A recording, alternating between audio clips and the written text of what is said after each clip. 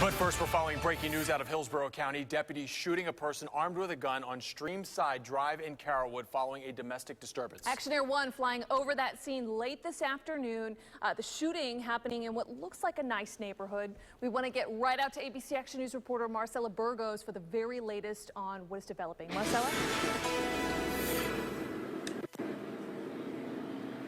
And this started with a domestic situation between a girlfriend and her boyfriend. I'm going to move out of the way so you can see what I'm seeing. And actually, this started several houses down. You won't be able to see where this fight started, but that suspect ended up leaving the house and stopping here at this intersection where you see those two deputy cars. Now, he was facing away from the deputies. He was at the stop sign, and from what I'm being told, the deputies repeatedly told him to drop the weapon that he had. He wasn't complying to their demands, turned around, and then started firing at the two deputies, and they had to go around their own cars to try to protect themselves. The suspect is 21 years old. I am told he was shot multiple times in the legs, was transported to the hospital with non-life-threatening injuries, and these two deputies are going to be okay.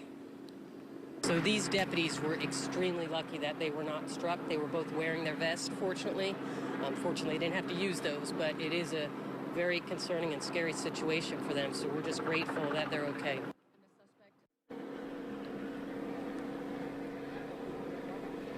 One of those officers involved in the shooting is a corporal.